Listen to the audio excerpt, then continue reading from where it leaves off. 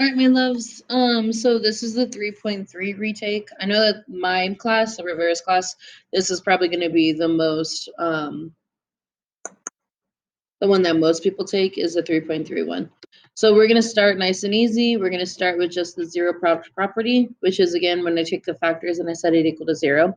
After that, we're going to move into factoring. So with factoring, when we're doing like that box, we have to find the two numbers that multiply to a certain number and add to another. And then factor and remainder theorem is when we have to divide and then factor. So it all kind of like builds on itself. So we're just going to start nice and easily. These are factors.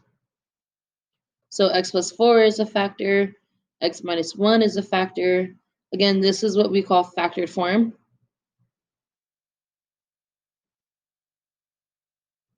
And all we're going to do is take that factor, set it equal to 0, and solve. So we're going to subtract the 4 on both sides.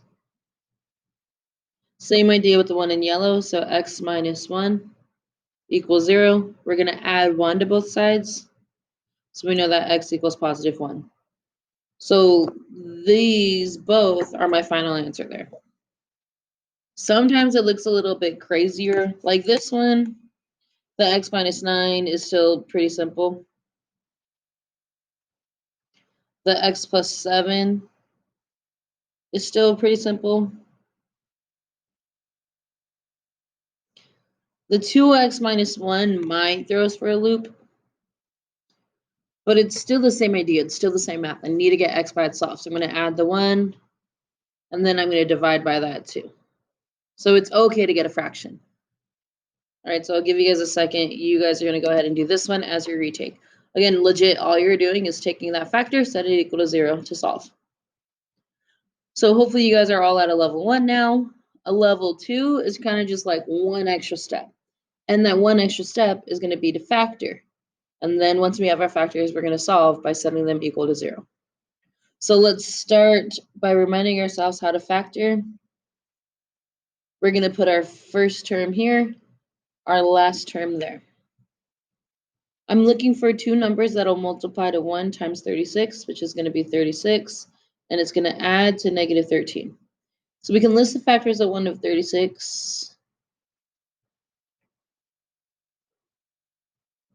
And then I know that because I'm multiplying to a positive number, they have to be the same sign. So if I know they have to be the same sign, it has to be the 4 and the 9.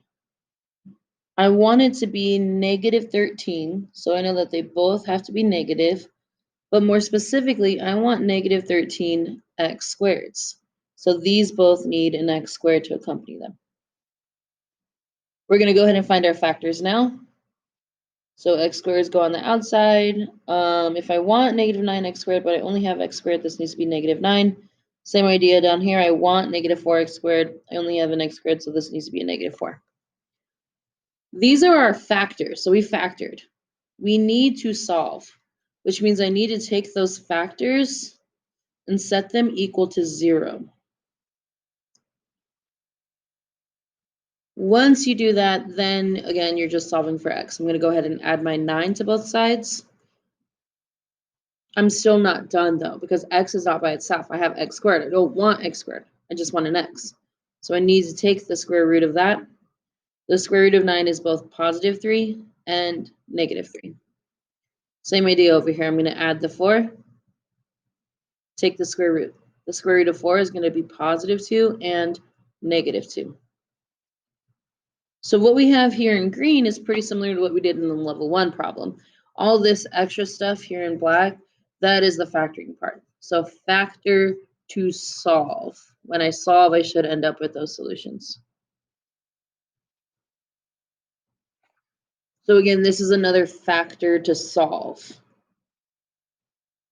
When I factor, I'm going to put the first one, I'm going to put the last one. I'm looking for two numbers that multiply to 100 and add to negative 29, which I know those are going to be negative 4 and negative 25. Again, I want x squareds. So these need to be x squareds. In order to get my factors, I'm going to label the outsides. It's going to be x squared minus 25, x squared minus 4. set them equal to 0, because now we're at the solving step, right? We're factoring to solve. We had to factor to know what we're setting equal to 0. Adding the 25, taking the square root, x equals positive 5, negative 5, and we just saw this one, which ends up being positive 2 and negative 2. Because I added the 4 and then took the square root again. Cool. All right, you guys are going to have a chance to try this one out on your own. So you're factoring to solve x squared, or I'm sorry, x to the 4th minus 10x squared plus 9. So you're looking for two numbers that multiply to 9 and add to negative 10. So go ahead and get that done. Let's go ahead and finish with our level 3. All right, the level 3s are a little bit different because what I want you to do is completely factor. So I don't want the solutions. I don't need to set anything equal to 0. I just need the factors. Remember, if I take a number like 36 and I divide it by one of its factors, like 12, I end up with another factor, right? 36 divided by 12 is 3, which means 3 times 12 equals 36. These are called the factors of 36, okay? So what I'm going to do is this is what I'm dividing. This is what I know. So I'm going to divide my 2x cubed plus 13x squared plus 6x minus 45 by the factor that we know. So we are going to use reverse box. I'm going to put my 2x cubed, the first one, here. And then the factor that I know is going out on the side. So 2x minus 3. Again, you divide out, you multiply down, and then you ask yourselves, well, what do we want or what do we need? All right. I'm actually going to go ahead and change the color here. Whoopsie-daisies. Again, I'm still just writing my factor that I know there, the 2x minus 3 here. So when you divide out, really all you're going to ask yourself is if I have 2x, but I want 2x cubed. I already have my 2, so I don't need to multiply anything. Like I don't need to multiply by a number. I have 1x, but I want 3, which means I need this to be an x squared. Once you divide out, then you multiply down. So you're going to multiply what we just wrote on top by that negative 3. So now in my box, I have negative 3x squareds. But I don't want negative 3x squareds. I want all of this in my box. This is what I want in blue. I already have my 2x cubed, great. I'm at negative 3x squared, but I need to be at positive 13. So I'm going to go ahead and add 16x squareds here. Because I know that if I add my 13, my 16 and my negative 3, then I'm going to be at that 13. So then we just have to ask ourselves, I have a 2, I want 16, I need to multiply that 2 by 8. I have 1x, I need x squared, so I'm going to multiply that by 2. Multiplying down, 8x squared times negative 3 is negative 24x squared. Again, I don't want negative 24x squareds. I want everything that I have up here. I want 6 x's. Oh, see, we made a mistake. I only needed 1x there. So that should just be an x. Because what I did wrong was I already had 1x out here. You see that's 2x to the first, which means I only needed one more x. So now when I multiply those, then I end up with negative 24 x's. Again, I don't want negative 24, I want positive 6. So I'm going to go ahead and add 30 there. I want 30, I only have 2, I know I need to multiply by 15. 15 times negative 3 gives me negative 45, which means I have everything I wanted, which is great. But we're only kind of like halfway through this now because the directions say to completely factor. So now I need to factor that polynomial.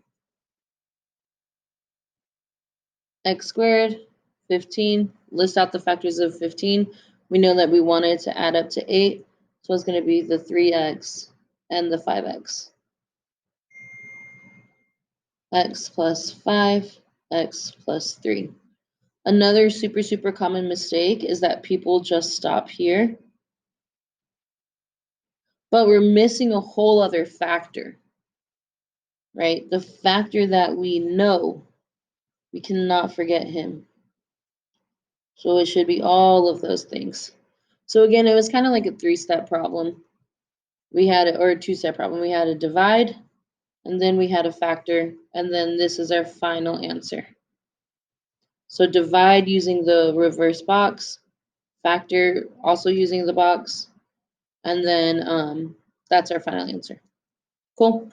So I'm going to give you guys a chance, again, with these ed puzzles, when you're doing them tomorrow in class, so like on that Thursday, ask us help. We're still here to help you guys. So go ahead and get this done. If you were able to get all 3 of these problems done, then you'll be at a 3 for that 3.31. Right, so I want you to completely factor all of that if I tell you that 2x minus 3 is a factor. So go ahead and get that done.